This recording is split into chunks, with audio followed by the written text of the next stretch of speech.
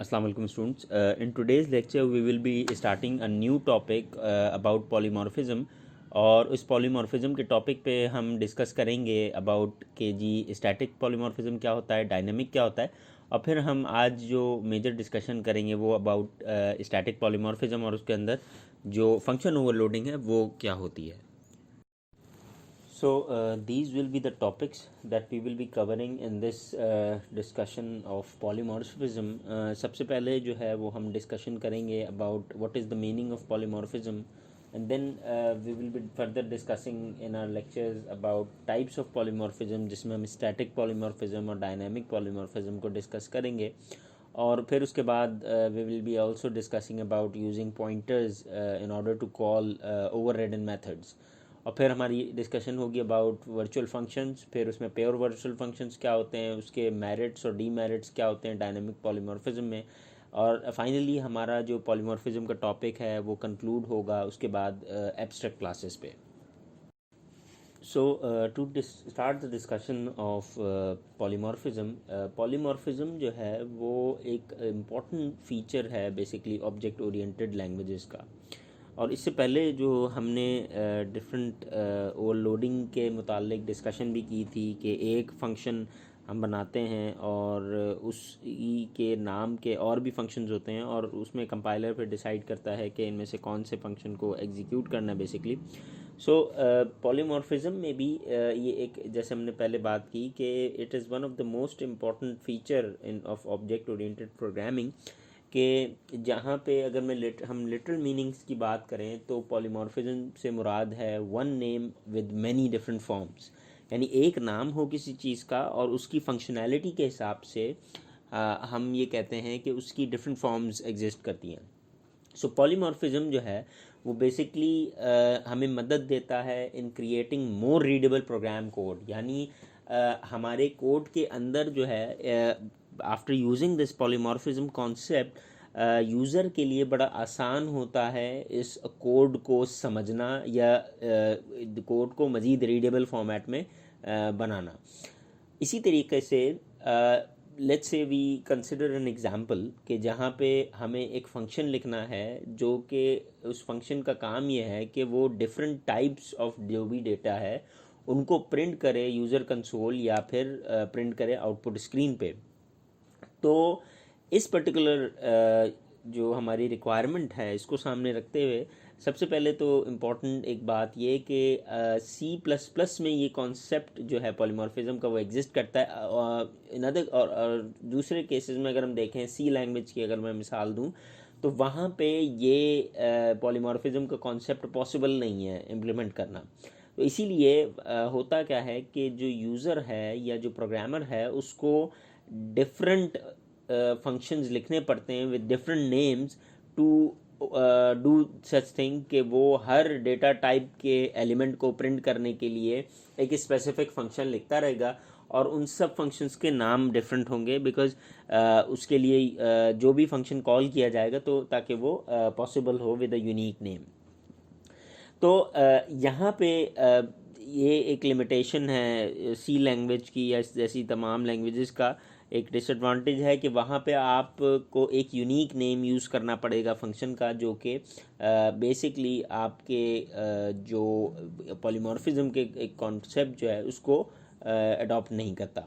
अच्छा, अब फंक्शनैलिटी जो होगी, मिसाल के तौर पे मैंने एक फ़ंक्शन कोई भी बनाया जो ये काम कर रहा है कि वो हर डिफरेंट डेटा टाइप की वैल्यू को आउटपुट पे let's say in simple cases print कर रहा है. तो वहाँ पे बेसिकली जो फंक्शनैलिटी है हर मेथड की वो तकरीबन सेम ही है अगर हम यूज़र के पॉइंट ऑफ व्यू से देखें. और यूज़र के लिए सबसे बड़ी मुश्किल क्या होती है जहाँ पॉलीमॉर्फिज्म नहीं होता कि उसको हर मेथड या हर फंक्शन के नाम को याद रखना पड़ता है कि कौन से मेथड में उसने क्या काम किया था. तो इस पर्टिकुलर कॉन्सेप्ट जो पॉलीमॉर्फिज्म का कॉन्सेप्ट है C++ में, ये बेसिकली ये फीचर हमें अलाउ करता है कि हम एक नाम का कोई फंक्शन बनाते हैं और जो भी उसकी फंक्शनैलिटी है उन फंक्शंस में, उन हर फंक्शन में बेसिकली उसकी अपनी एक इंडिपेंडेंट इम्प्लीमेंटेशन मौजूद होती है, लेकिन उन सब तमाम फंक्शंस का नाम एक ही होता है. तो ये एक मेजर एडवांटेज होता है हमारे पास पॉलीमॉर्फिज्म का। और इसी तरीके से जब हम फंक्शन, क्योंकि एक ही नाम है बहुत सारे फंक्शंस का, तो जब हम कॉल करते हैं फंक्शन को जिनके नाम एक हैं, तो उस वक्त रन टाइम जो है वो डिसाइड करता है कि कौन सा फंक्शन कॉल हुआ है, एंड बेस्ड ऑन दैट जो कंपाइलर है वो उसी पर्टिकुलर फंक्शन को कॉल करता है डिपेंडिंग ऑन के जी जो भी प्रोग्राम किस तरीके से हमने डेवलप किया है। अब मज़ीद हम आगे जो है वो थोड़ा सा इस पॉलीमॉर्फिज्म की जो टाइप हैं उसको हम थोड़ा सा डिस्कस करेंगे। So to extend our discussion about polymorphism, अब हम डिस्कस करने लगे हैं अबाउट टाइप्स ऑफ पॉलीमॉर्फिज्म। हमारे पास जब भी हम पॉलीमॉर्फिज्म की डिस्कशन करते हैं, वी नो कि जी स्टैटिक और पॉलीमॉर्फिज्म, डायनामिक पॉलीमॉर्फिज्म, या इसको हम रन टाइम पॉलीमॉर्फिज्म भी कहते हैं, ये दो डिफरेंट टाइप्स हैं हमारे पास पॉलीमॉर्फिज्म की। तो सबसे पहले हम डिस्कस करते हैं ब्रीफली कि what is static polymorphism. Static polymorphism को हम अर्ली बाइंडिंग पॉलीमॉर्फिज्म भी कहते हैं, और या फिर डायनामिक पॉलीमॉर्फिज्म को हम रन टाइम पॉलीमॉर्फिज्म भी कहते हैं, या लेट बाइंडिंग भी कहते हैं। अब जैसे कि वी हैव सीन के स्टैटिक पॉलीमॉर्फिज्म को अर्ली बाइंडिंग कहा जाता है और डायनामिक पॉलीमॉर्फिज्म को लेट बाइंडिंग कहा जाता है। तो ये यहाँ क्वेश्चन है कि क्यों ऐसा है कि इसको एक को अर्ली और दूसरे को लेट बाइंडिंग कहते हैं। So before we go into the discussion of this early binding and late binding, हमें दोबारा से मैं अगर रिकॉल करूं कि वी नो कि जब भी हम प्रोग्राम को रन करते हैं, कंपाइल करते हैं, तो दो डिफरेंट टाइम हमें नज़र आते हैं। पहला जो है वो कंपाइल टाइम होता है और दूसरा जो है वो रन टाइम होता है। तो ये दो डिफरेंट टाइम्स हैं जो कि टोटल एग्जीक्यूशन टाइम हमारे किसी भी कोड का, दोनों को हम जब मिलाते हैं तो हमारे पास एक एग्जीक्यूशन टाइम पूरे कोड का हमारे पास आता है। तो स्टैटिक पॉलीमॉर्फिज्म वो होता है कि जब कंपाइलर जो है वो कंपाइल टाइम में ये डिसाइड करे या डिसीजन ले कि जितने भी आपने या हमने जो भी ओवरलोडेड मेथड्स बनाए हैं, यानी ऐसे मेथड्स के जिनमें एक ही नाम है मेथड का और डिफरेंट इम्प्लीमेंटेशंस हैं उसकी, तो अब कौन सा मेथड, क्योंकि ये तो हमने पहले बात की कि पॉलीमॉर्फिज्म में कोई एक मेथड चलेगा। अब ये जो भी कॉल है वो कंपाइलर डिसाइड करता है। तो बेसिकली स्टैटिक पॉलीमॉर्फिज्म में कंपाइलर जो है वो कंपाइल टाइम में डिसाइड कर लेता है कि उसने कौन से जो ओवरलोडेड मेथड्स हैं सारे, उनमें से कौन से मेथड को कॉल करना है जिनके नाम बेसिकली कॉमन है या सेम है। और इसीलिए इसको हम जो है वो बेसिकली स्टैटिक को अर्ली बाइंडिंग भी कहते हैं। इसी तरीके से जो रन टाइम पॉलीमॉर्फिज्म है, या जिसको हम डायनामिक पॉलीमॉर्फिज्म भी कहते हैं या लेट बाइंडिंग भी कहते हैं, तो लेट बाइंडिंग हम इसलिए कहते हैं उसको कि रन टाइम एनवायरनमेंट जो है, अब कंपाइल टाइम नहीं है, रन टाइम एनवायरनमेंट जो है वो डिसाइड करती है कि कौन सी इम्प्लीमेंटेशन या कौन सी फंक्शन की कॉल, कौन सा फंक्शन कॉल किया जाएगा during the execution of the program, और इसीलिए इसको हम कहते हैं कि दैट इज़ लेट बाइंडिंग। अब स्टैटिक पॉलीमॉर्फिज्म में दोबारा आते हैं कि जिसको हम कंपाइल टाइम पॉलीमॉर्फिज्म भी कह सकते हैं, ठीक है जी। और इस स्टैटिक पॉलीमॉर्फिज्म या कंपाइल टाइम पॉलीमॉर्फिज्म या अर्ली बाइंडिंग पॉलीमॉर्फिज्म भी कहते हैं हम इसको, इसकी इम्प्लीमेंटेशन के लिए हम ओवरलोडिंग की मदद लेते हैं। स्टैटिक पॉलीमॉर्फिज्म की, आई रिपीट, कि हम इम्प्लीमेंटेशन के लिए फंक्शन ओवरलोडिंग की जो टेक्निक्स हैं उनका सहारा लेते हैं। तो फंक्शन ओवरलोडिंग किस तरह से होती है हम पढ़ चुके हैं इससे पहले दो दफ़ा। एक दफ़ा हमने देखा कि नॉर्मल फंक्शंस को ओवरलोड किस तरह किया जाता है, और दूसरा हमने डिस्कस किया कि ऑपरेटर के जो ओवरलोडेड फंक्शन है वो भी बेसिकली ओवरलोडिंग कहलाती है। कि हमने ऑपरेटर का जो साइन इससे पहले हम चैप्टर्स में डिस्कस कर चुके हैं कि एक ऑपरेटर है प्लस का, कि जिसमें कंपाइलर जो हमारे कंपाइलर को पता है कि इस प्लस का क्या मतलब है, तो जब वो कंपाइल करता है तो डेटा जो भी टाइप्स हैं उनको उसी हिसाब से ऐड कर लेता है। लेकिन ऑब्जेक्ट ओरिएंटेड के केस में दो ऑब्जेक्ट्स को कैसे ऐड करना है कंपाइलर को ये बात नहीं पता। तो जब कंपाइलर को ये बात नहीं पता तो उसके लिए ज़रूरी है कि इस प्लस साइन को ओवरलोड किया जाए, और ओवरलोड किया जाए enable that plus sign to add to different objects. तो इसीलिए हमने डिस्कशन भी की थी ऑपरेटर ओवरलोडिंग फंक्शंस किस तरह से बनाए जाते हैं। तो basically overall we can say कि जी फंक्शन ओवरलोडिंग जो है वो इम्प्लीमेंट की जाती है दो चीज़ों के लिए, एक नॉर्मल फंक्शंस को ओवरलोड करने के लिए और दूसरा फंक्शंस वो ओवरलोड किए जाते हैं जो कि ऑपरेटर को ओवरलोड करने के लिए हम यूज़ करते हैं। Okay, so as we discussed in previous slide के जब भी हम स्टैटिक पॉलीमॉर्फिज्म की अगर अब डिस्कशन स्टार्ट करते हैं, और स्टैटिक पॉलीमॉर्फिज्म में बेसिकली हम C++ में या तो फंक्शन को ओवरलोड करके करते हैं या फिर ऑपरेटर के लिए ओवरलोडिंग करते हैं। तो let's say first we will again discuss this function overloading, but before we start we know कि जी ये फंक्शन ओवरलोडिंग का जो डिस्कशन है और ऑपरेटर ओवरलोडिंग का जो डिस्कशन है हम इससे पहले भी कर चुके हैं प्रीवियस चैप्टर में। So it will be just a type of revision जो कि अब हम यहाँ पे स्टैटिक पॉलीमॉर्फिज्म की कैटेगरी के अंदर फंक्शन ओवरलोडिंग और ऑपरेटर ओवरलोडिंग की डिस्कशन को मज़ीद लेकर आगे बढ़ेंगे। सो बेसिकली फंक्शन ओवरलोडिंग में हमने इससे पहले भी डिफरेंट टाइम्स में देखा कि हम सेम फंक्शन का नाम यूज़ करते हैं फॉर हैविंग डिफरेंट फंक्शंस, यानी उन फंक्शंस की जो बॉडी है या फंक्शन की जो इम्प्लीमेंटेशन है वो डिफरेंट होगी, लेकिन जो फंक्शन के नाम हैं उन तमाम फंक्शंस के एक से ज़्यादा वो नाम एक होंगे। अब यहाँ पे सवाल ये आता है कि अगर तो हमारे पास उन तमाम फंक्शंस का नाम एक है तो कंपाइलर किस तरीके से आइडेंटिफाई करेगा कि उन तमाम नामों में जो भी फंक्शन है उनमें से कौन सा कॉल करना है, तो डिफ्रेंशिएट कैसे करेगा बिटवीन द प्रोग्राम के प्रोग्राम ने कौन से फंक्शन को कॉल किया है। तो बेसिकली कंपाइलर जो है वो डिफ्रेंशिएट करता है कुछ चीज़ों को सामने रखते हुए, उसके पैरामीटर्स जो हैं स्पेसिफाइड किए गए हैं, हमने जब भी कॉल करेंगे तो उसके पैरामीटर्स को देख के डिसाइड करेगा। जब भी आप कॉल करते हैं तो कॉलिंग में जो पैरामीटर्स हैं वो बताएंगे कि बेसिकली कौन से ओवरलोडेड फंक्शन को कॉल किया गया है।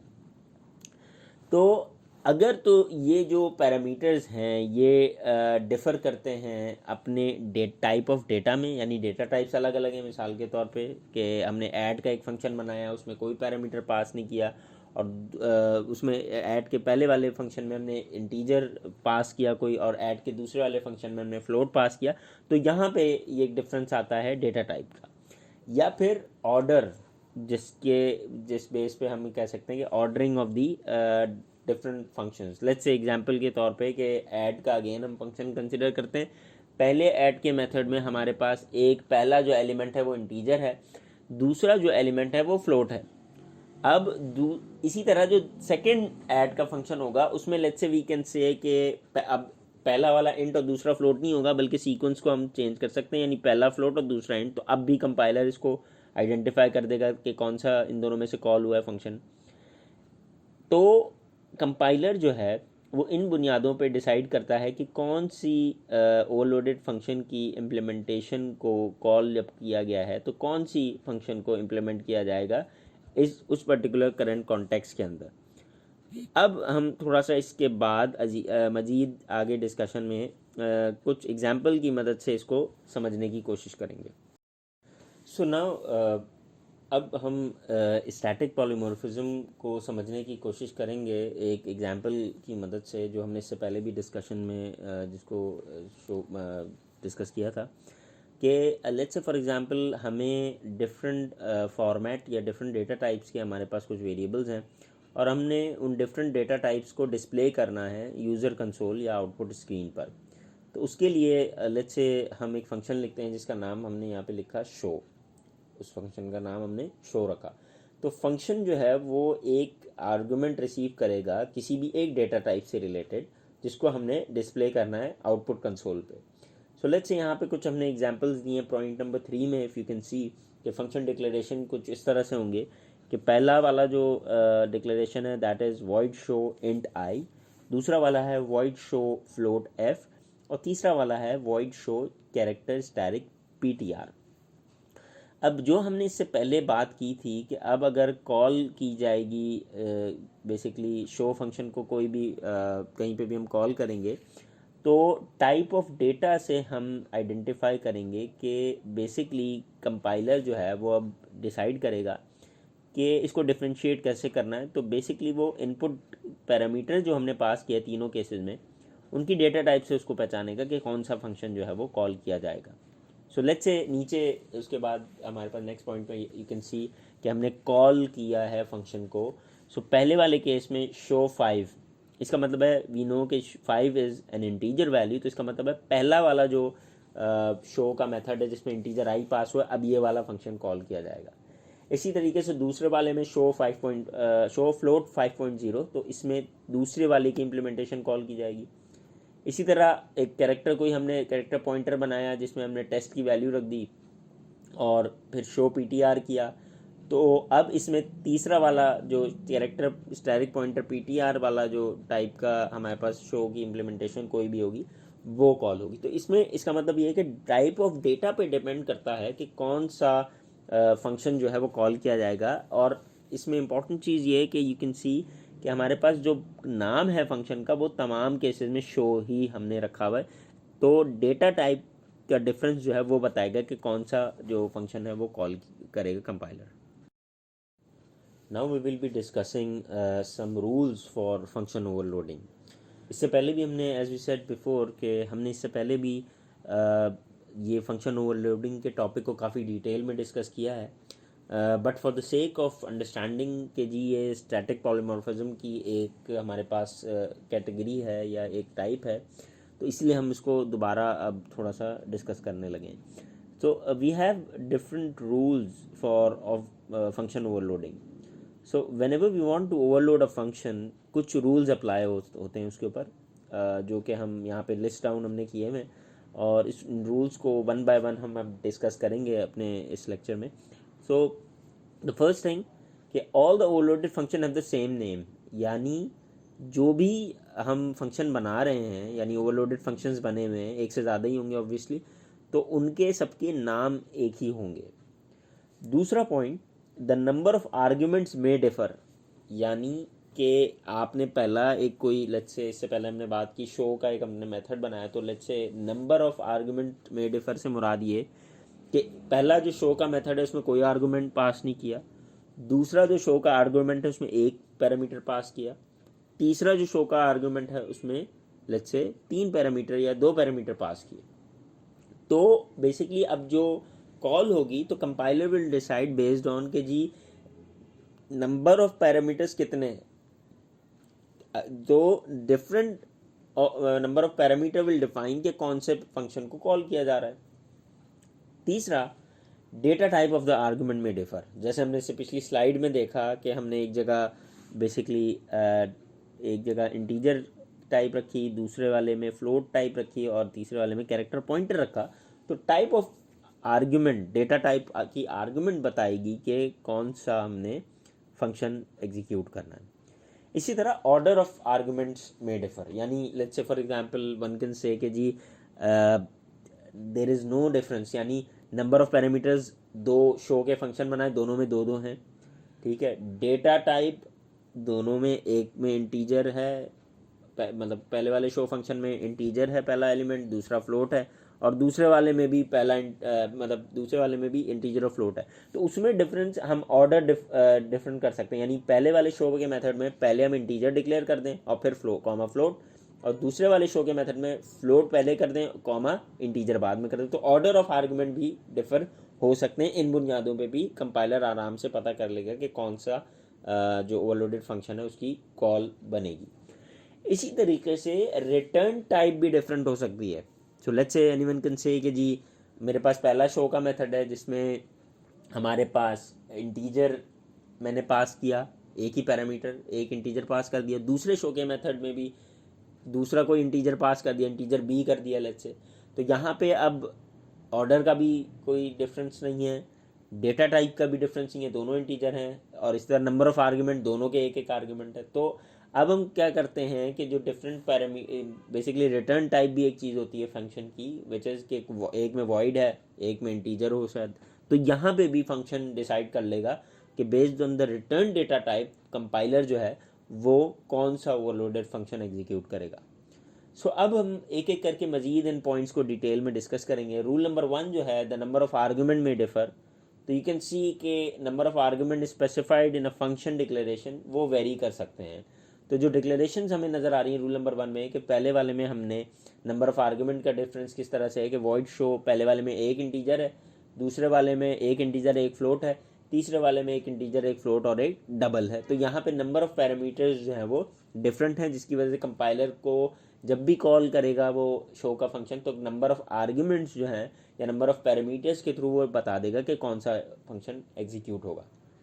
इसी तरह रूल नंबर 2 कि डेटा टाइप ऑफ आर्गुमेंट में डिफर, यानी as you can see in the example here के वॉइड शो इंटीजर आई और वॉइड शो फ्लोट आई। अब यहाँ पे नंबर ऑफ आर्गुमेंट सेम है, यानी रूल 1 अप्लाई नहीं हो रहा।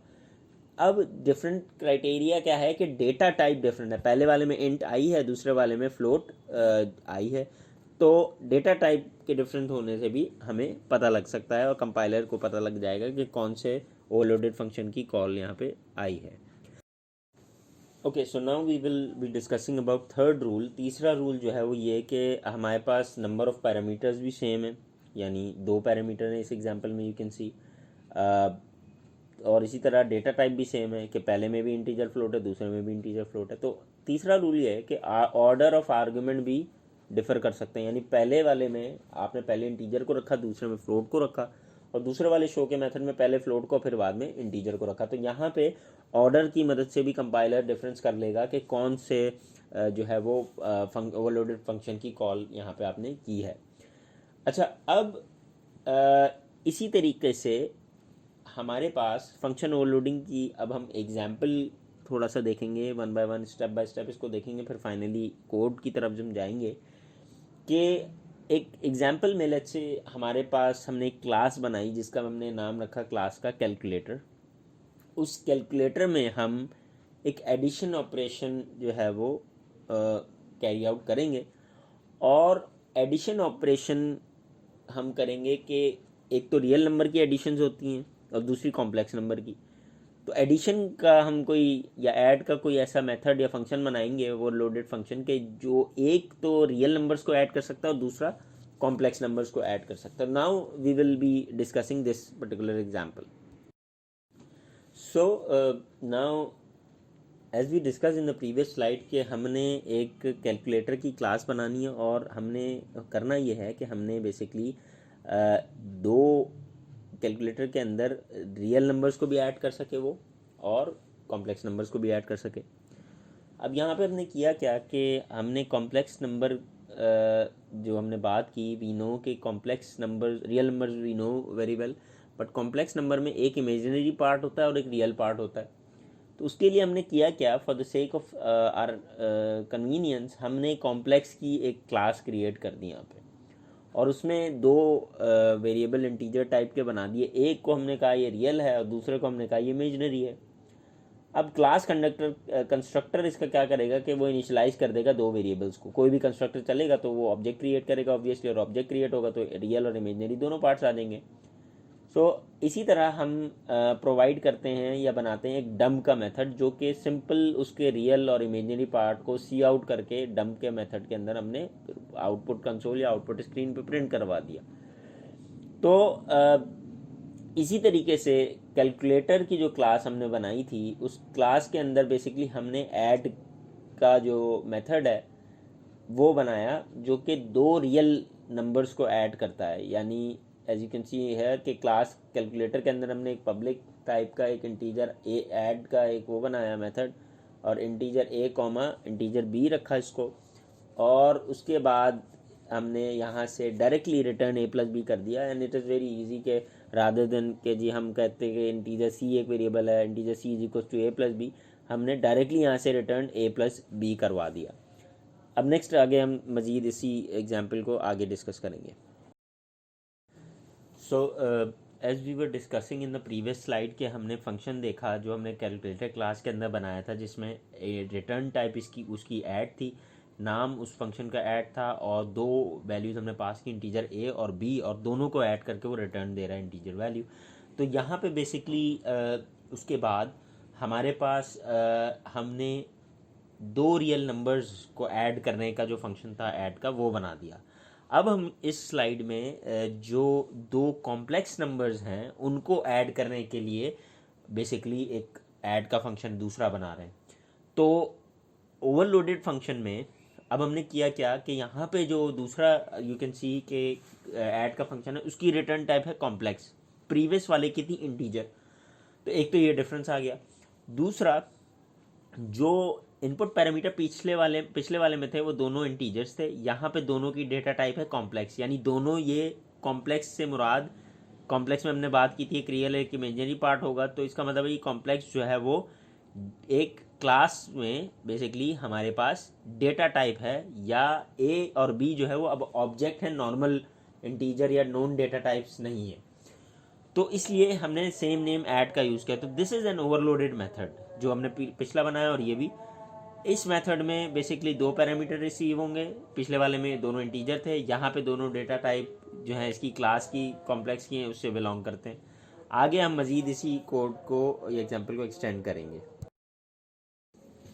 Moving on further with this example of static polymorphism, यहाँ पे अब हम जो कॉम्प्लेक्स हमने बनाया था इससे पहले मेथड, बेसिकली कॉम्प्लेक्स का जो मेथड है that is the data type, और इसी वजह से अब हमारे पास जो मेथड है वो परफॉर्म करेगा addition of two different numbers, जो टू डिफरेंट कॉम्प्लेक्स नंबर्स, और जनरेट करेगा एक तीसरा complex number as a result.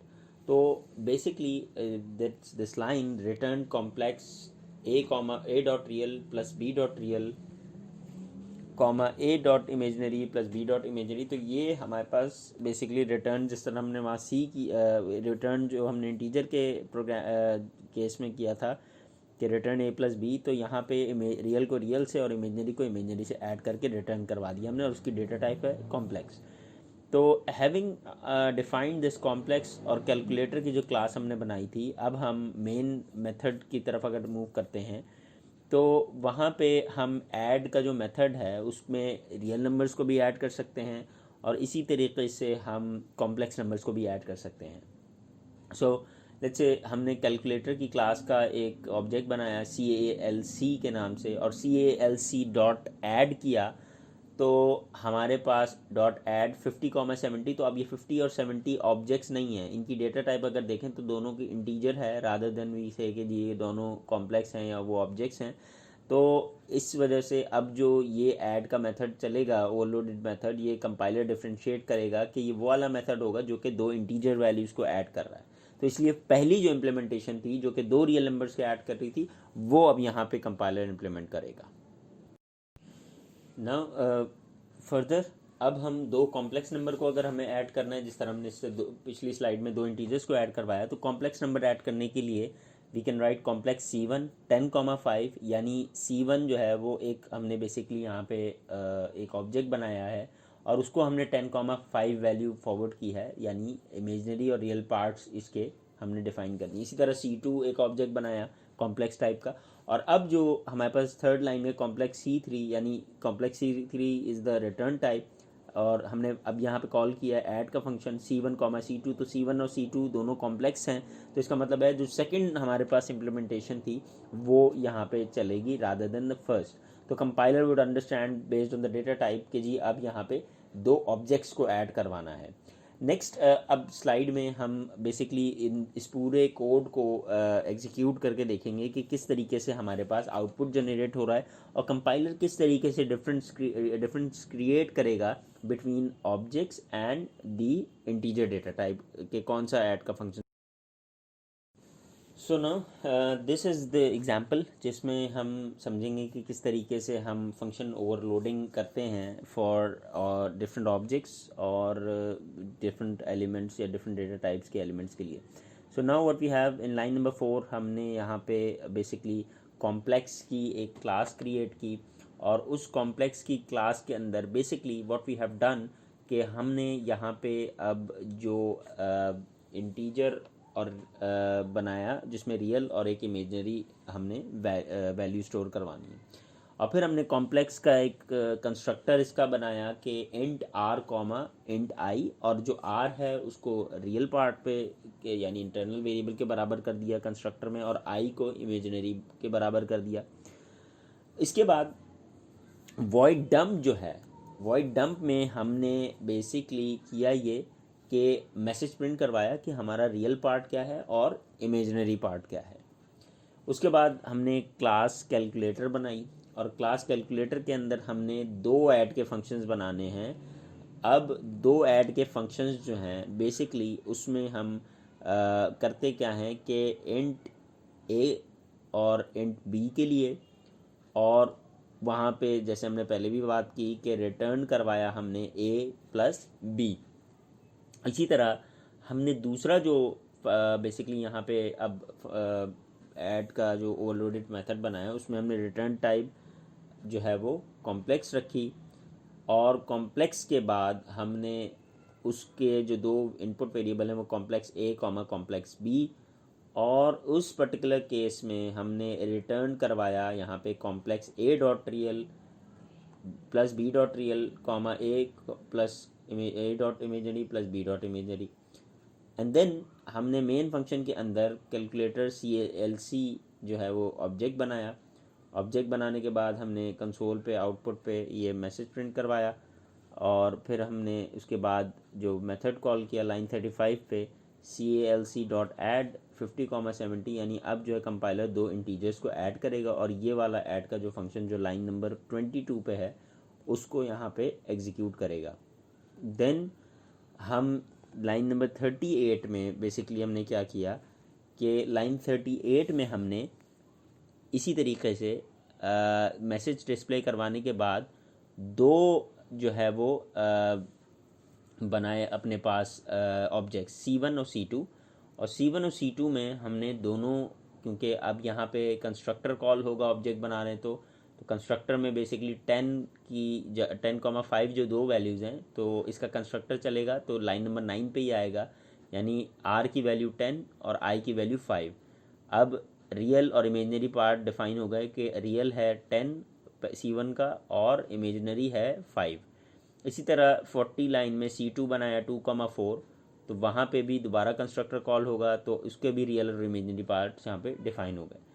फिर लाइन 41 पे हमने बेसिकली किया ये कि complex C3 which is the return type अब कॉल किया है हमने ऐड का मेथड फॉर ऑब्जेक्ट्स, और उसके बाद हमने CALC.add C1 C2 लिखा। तो अब यहाँ पे ओवरलोडेड जो फंक्शन है जो लाइन 26 वाला है जो कॉम्प्लेक्स एलिमेंट्स के लिए बनाया गया वो एग्जीक्यूट होगा।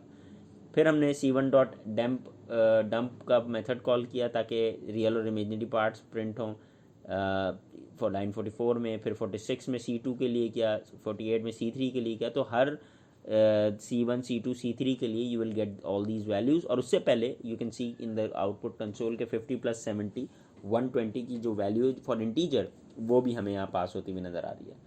अब नेक्स्ट हम इस कोड को एग्जीक्यूट करके देखेंगे कि किस तरह हमारे पास आउटपुट जनरेट होता है। So now we can see the same example that we have discussed in the previous slide. हमारे पास यहाँ पे कॉम्प्लेक्स की क्लास है, उसमें हमने रियल और इमेजिनरी पार्ट्स इनिशियलाइज किए, कॉम्प्लेक्स कंस्ट्रक्टर बनाया, डम का फंक्शन मेथड बनाया, और उसके बाद क्लास बेसिकली कैलकुलेटर की बनाई, उसमें दो ऐड के फंक्शन बनाए, एक इंटीजर को ऐड कर रहा है, दूसरा जो है वो कॉम्प्लेक्स नंबर्स को ऐड करता है। हाँ, देन मेन फंक्शन में हमने ऑब्जेक्ट बनाया कैलकुलेटर का, और उसके बाद हमने बेसिकली दो ऑब्जेक्ट्स बनाए, एंड बिफोर दैट हमने दो इंटीजर्स को ऐड किया। तो यहाँ पे बेसिकली ये जो ऐड का मेथड कॉल हुआ है तो यहाँ पे इंटीजर वाला मेथड कॉल किया जाएगा कंपाइलर की तरफ से।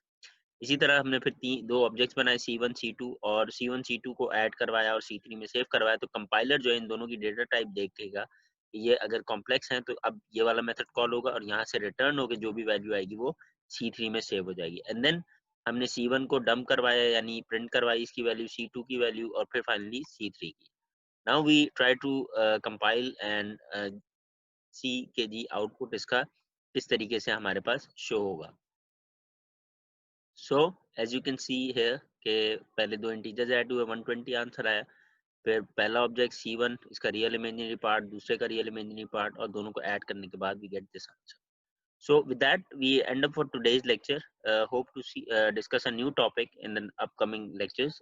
Till then, thank you very much. Allah Hafiz.